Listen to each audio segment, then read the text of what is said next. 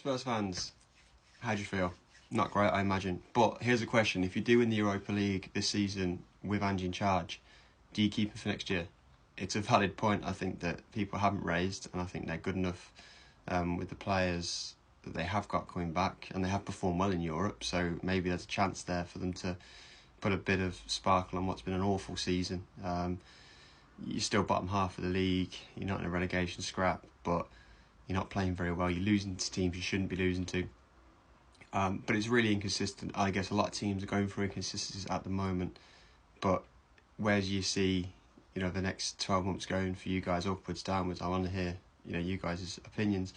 As for Aston Villa, it's only going to get better for me. Watkins was out injured yesterday, and Marlon started up front and did really, really well. Rashford came on and looked like his old self, and Asensio just added that quality that I think Aston Villa don't have in a player like him. He's so silky with the ball and the way he moves the ball.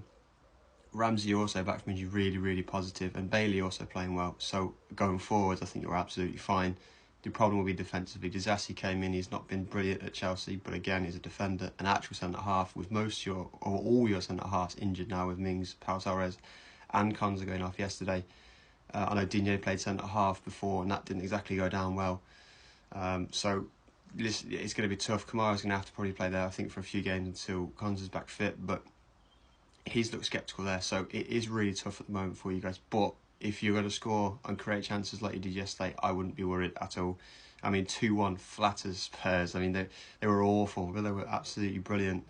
Spurs probably had the last 5 minutes where they had pressure on, but Villa tore them apart. They could have scored 4 or 5, and I think that's only the first game for some of them players. So when they're fully fit and ready to play, I think it'll only get better for them. It's looking really good. Champions League on the horizon. The squad's good enough now to maybe go further than I think fans anticipated in that, and also to push for Europe next season in any way they can. As for Spurs, all your eggs have got to be in Europa League basket now, because you're not going to get top 6, 7 in the Premier League, I don't think. Even the last half of the season run won't do that for you. And I think the players you have got, and the way you perform in Europe, seems to be different to the Premier League. So there is a chance you can win it.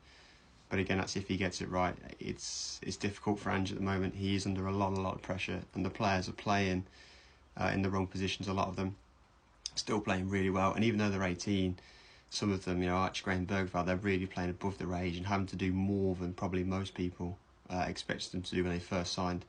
So that's credit to them. But ultimately, it's really, really tough. And I hear some Spurs fans saying it might be time for him to go. He's been unlucky with injuries, but even when his players were fit, last season, for example, they were inconsistent. They never really got a run together where they were looking really, really good. Is it time for him to go? If he does go, who's going to come in? I think it's the biggest problem in football at the moment. Managers are scarce to find. You look at Man United, they changed their manager and it's gone backwards. So really, really tough. For Aston Villa again, I think they've just been brilliant yesterday. Been inconsistent in the league recently. Maybe they're saving themselves for Champions League, unsure. But with the players they've added, they've done the transfer window really, really well, and I can only imagine them going upwards. And for Spurs, it's really going to look a bit sideways for now, unless you win the Europa League, which would be a great result for you. But yeah, no FA Cup this year. And for Aston Villa, can they go and win it? I don't think they will win the FA Cup, but a good run will be worth it. Last time they got through to the final was against Arsenal, and they lost that. So they're due a good FA Cup run, and they'll like it. The fans will appreciate it, and then the choice then becomes, do you focus on Champions League or FA Cup or Premier League? But with the squad of players they've got now after transfer window, they're good enough to really go for all three of them.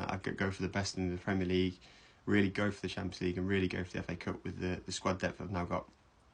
Other than centre-half, which I think Emery will be disappointed with, but if they can attack and create chances like they did yesterday, there's no reason why they won't be looking forward to that, because some of the football played yesterday was the best I think Villa fans have probably seen for a long time, and against a poor Spurs team. But even that, I mean, the one-touch football with Asensio, Marlon and Rashford, they're all brilliant, and I can see them working together really, really well. And Watkins to add to that, he's only going to make them better.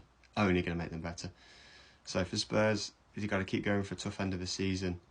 Matis Tau did score, but again, it's making the scoreline look a bit better than it was, because it wasn't very good for you guys. But we will see at the end of the season. And yeah, that's my opinion on yesterday's game.